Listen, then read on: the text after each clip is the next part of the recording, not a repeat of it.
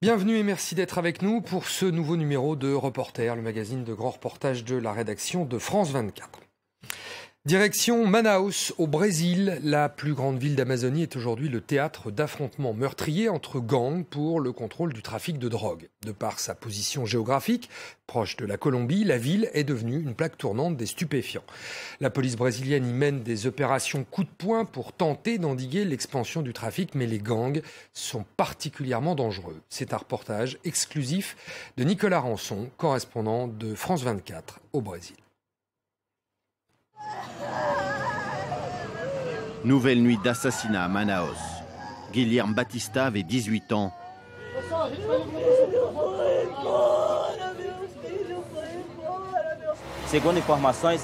Selon les informations qui nous ont été données par les enquêteurs, cet homme aurait convenu d'un rendez-vous avec un autre jeune, ici même. Il a été abattu de 3 tirs dans la tête et dans le bras. Edogio Junior est journaliste, spécialiste des affaires policières à Manaus. Toutes les nuits, avec son caméraman, il constate l'explosion du nombre d'homicides par arme à feu dans la capitale amazonienne. Entre 2 et 4 par jour, plus de 70% sont en lien avec le trafic de stupéfiants. Ce quartier est une zone rouge. C'est ultra dangereux ici. Le trafic de drogue est omniprésent. Il semble que cela soit encore un règlement de compte.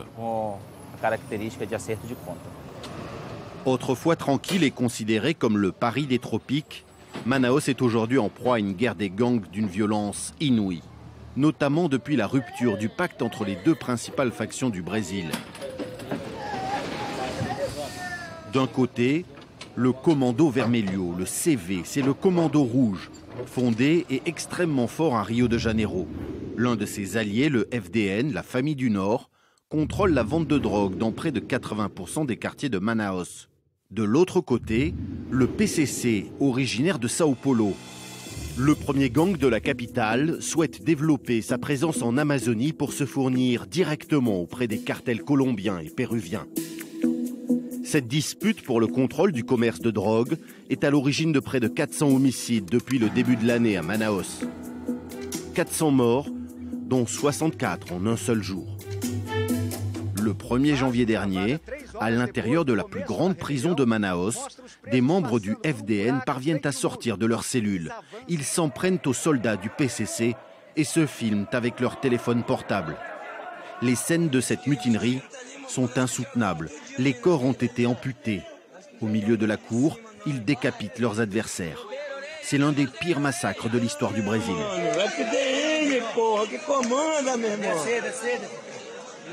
En plus des morts, près de 180 prisonniers parviennent à s'échapper. Les autorités sont impuissantes. Cette barbarie choque les Brésiliens et l'opinion internationale. Aujourd'hui à Manaus, la population vit dans la peur.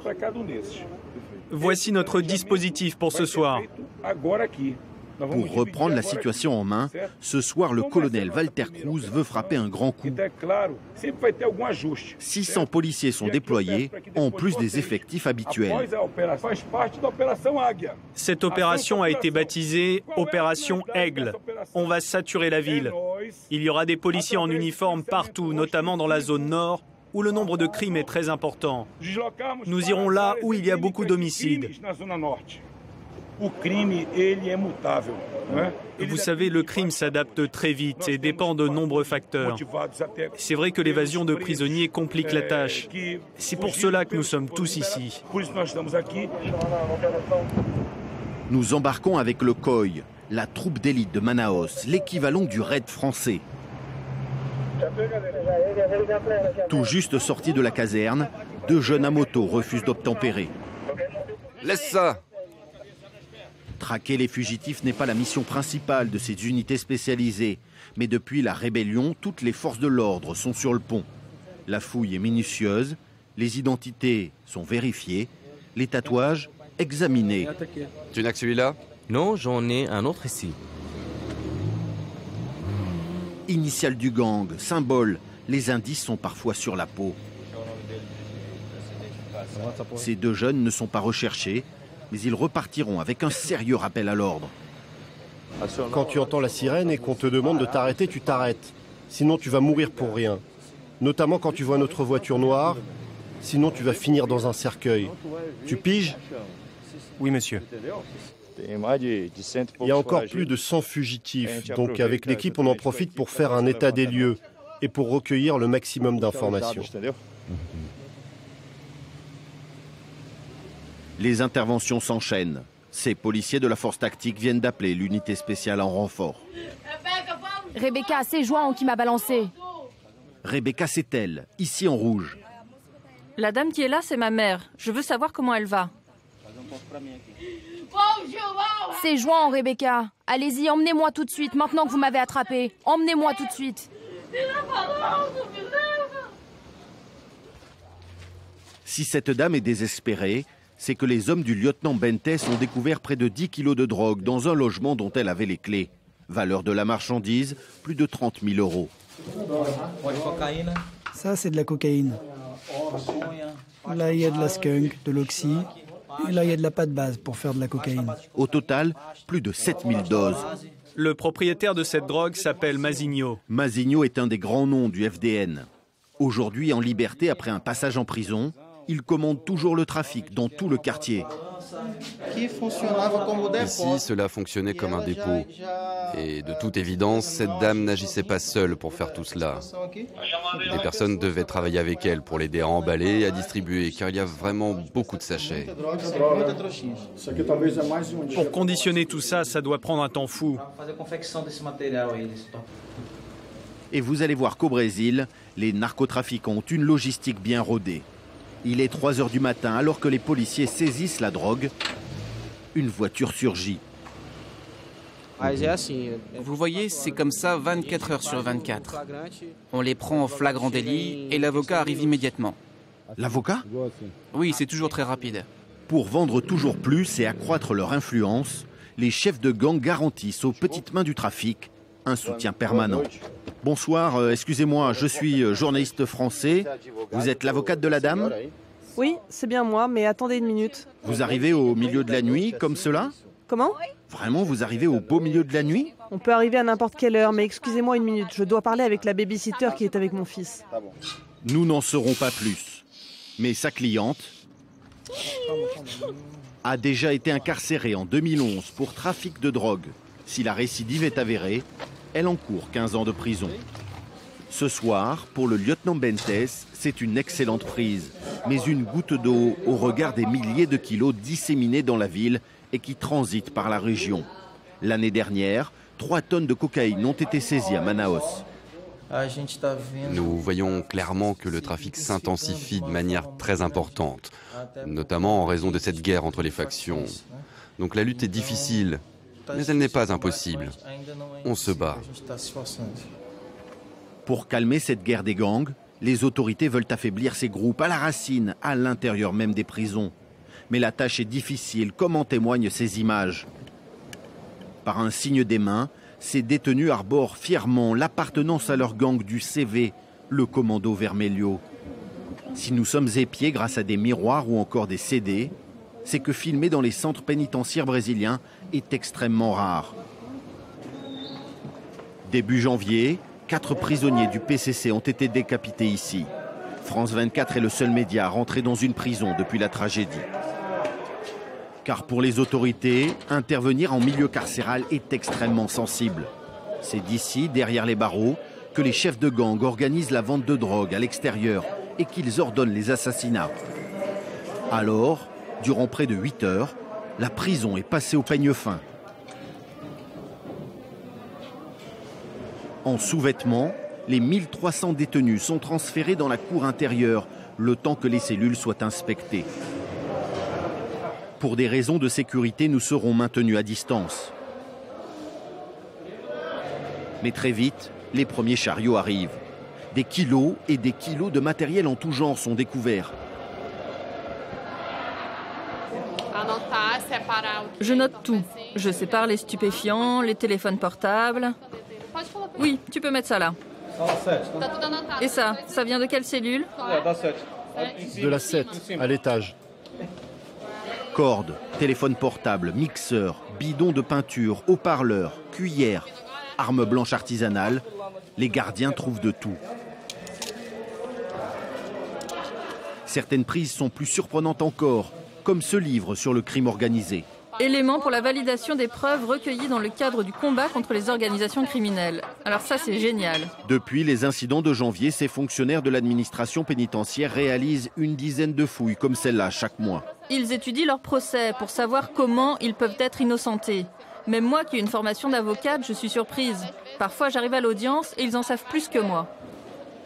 Et les surveillants vont de surprise en surprise.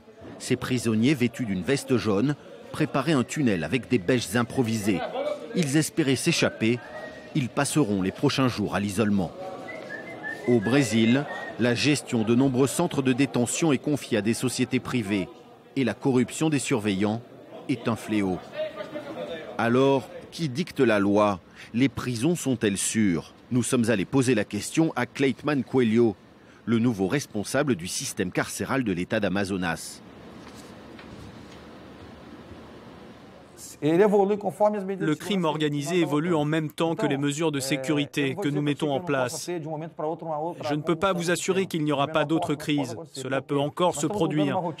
Car nous sommes en train de changer des habitudes installées depuis des années. On a dû modifier les procédures parce que les détenus se prenaient pour les chefs. Maintenant, ce n'est plus le cas. Nous savons que les détenus peuvent toujours se révolter, mais nous avons de bons résultats. C'est avec l'aide des services de renseignement que l'administration pénitentiaire tente de faire face à la situation. La section de lutte contre le crime organisé nous a ouvert les portes de sa cellule d'écoute. 24 heures sur 24, ces policiers retranscrivent les conversations des principaux leaders des factions. Objectif, surveiller leurs activités en prison, mais aussi recueillir de précieuses informations pour intercepter d'éventuelles cargaisons de drogue en provenance des pays voisins, la Colombie et le Pérou.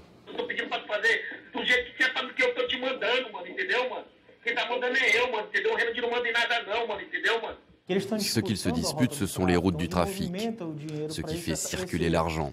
Cette drogue qui arrive par la région frontalière de Tabatinga vient jusqu'à Manaus et ensuite elle est envoyée en Europe, aux États-Unis, dans le sud du Brésil, à Rio de Janeiro ou encore Sao Paulo. Donc celui qui détient le contrôle de cette route du trafic a le pouvoir et donc l'argent.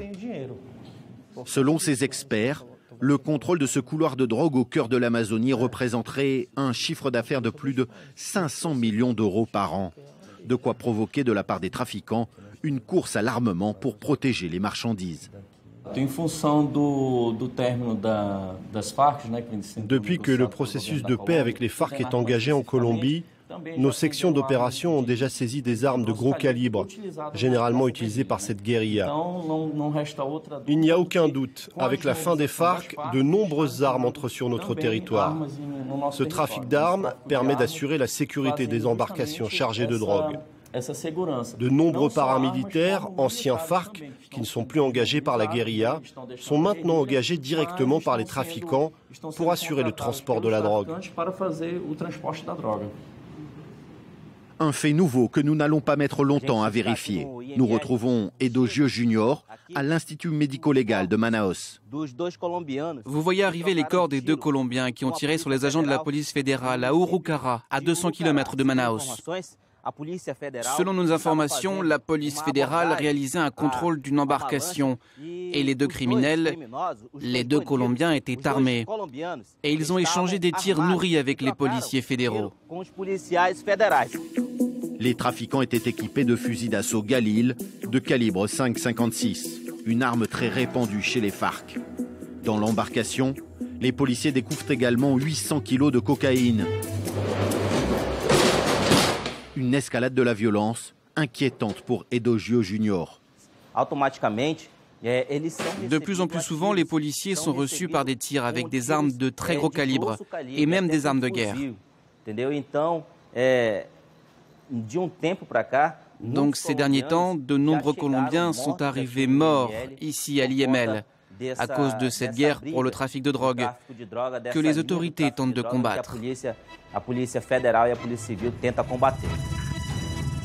malgré d'importants moyens déployés sur ces 14 000 kilomètres de frontières. Seul et sans soutien de la communauté internationale, le gouvernement fédéral brésilien aura bien du mal à freiner cette escalade de la violence. Au cœur de l'Amazonie, l'artère du trafic a encore de beaux jours devant elle.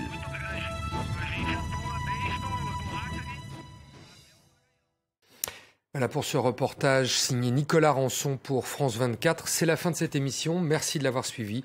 Et on se retrouve la semaine prochaine pour un nouveau numéro de Reporter sur France 24.